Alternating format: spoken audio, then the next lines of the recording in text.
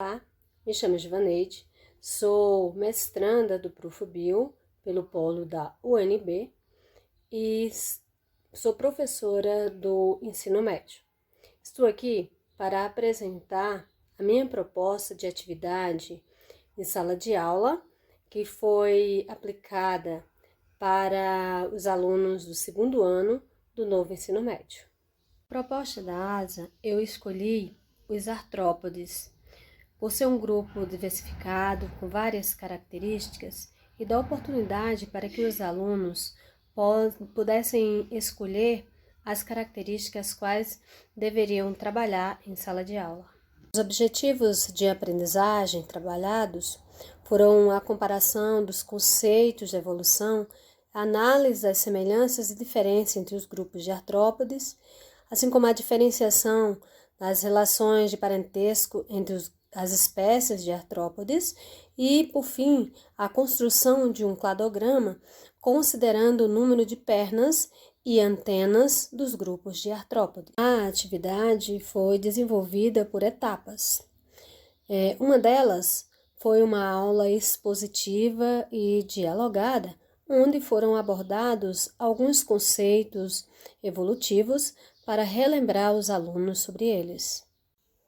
Dos conceitos abordados, foi possível falar sobre grupos monofiléticos, como aqueles que incluem uma espécie ancestral comum, grupos parafiléticos, que incluem uma espécie ancestral comum, seja hipotética ou conhecida, e as espécies do grupo, apenas parte de seus descendentes. Foi possível abordar sobre grupos polifiléticos, formado por espécies que apresentam dois ou mais ancestrais. Falamos também sobre as características plesiomórficas, que são características primitivas, e também as características apomórficas, que são novas características. Foi abordado também sobre os grupos irmãos. Após a apresentação dos conceitos, a turma foi distribuída por grupos de alunos e entregue para os grupos uns cards. Nesses cards estavam o nome dos grupos de artrópodes, como os insetos, os aracnídeos, os crustáceos, quilópodes e diplópodes, lembrando que quilópodes e diplópodes agora fazem parte do mesmo grupo, mas por nos livros de ensino médio ainda tratarem como grupos separados, achei preferível colocar os cards contendo os dois grupos. No card tinha as informações que falavam de algumas características dos artrópodes.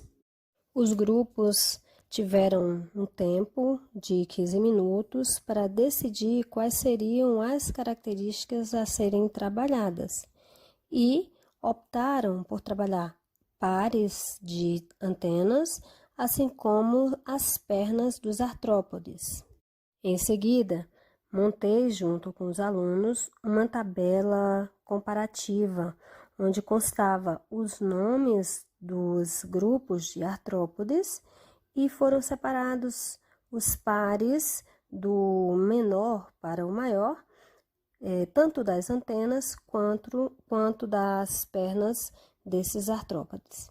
Em seguida, apresentei um cladograma feito com canos de PVC e conexões para que os alunos tivessem a percepção de como montar um cladograma. Agora, já com as características identificadas e sendo que os alunos haviam compreendido a proposta da temática, como se davam os grupos irmãos, como se davam a proposta de um cladograma, eles tiveram a oportunidade de produzir os seus cladogramas. Um grupo de alunos optou por trabalhar um cladograma com números de pernas e outros grupos trabalharam com o número de antenas. Foi possível perceber que os grupos tiveram percepções diferentes de como montar os seus cladogramas. A culminância da atividade se deu quando cada grupo apresentou o seu cladograma e quais era a sua compreensão referente aos termos que tinham sido estudados. Todos os grupos compreenderam a diversidade dos artrópodes, compreenderam a importância dos ancestrais comuns, compreenderam que eram grupos irmãos e também entenderam as características plesiomórficas, as características apomórficas e puderam deixar isso claro em seus cladogramas na hora que estavam apresentando.